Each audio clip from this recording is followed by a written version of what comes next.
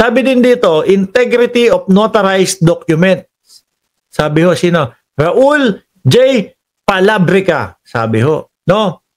Integrity of notarized documents. Ang nag-post nito, mga kababayan, yung isa din pong vlogger. No? Hindi ko na ipapakita yung pangalan, ha?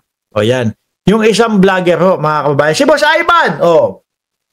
Ngayon, binasa ko yung kanyang post mismo, mga bossing. Binasa ko yung post niya. Sabi dito, kaya pala missing na si Orly Gutesa, wala na, di ba? Hindi na makita.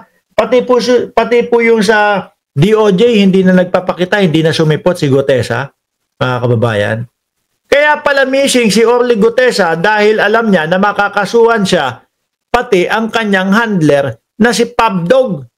Pabdog, at tingin ko si Marcoleta yung inaano dyan, tinutukoy niya dyan.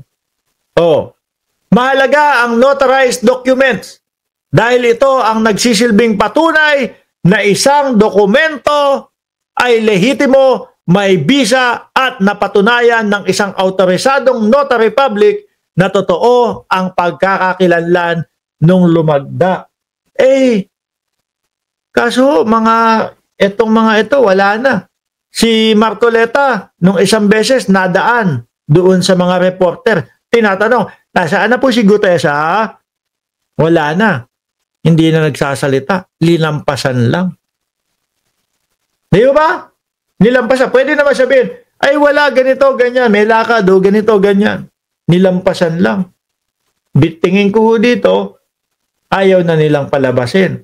Ngayon, lalo na nakita, yan na nagsalita yung lawyer na hindi sa akin yan. Hindi ako nga may pirma dyan. Falsification of public documents,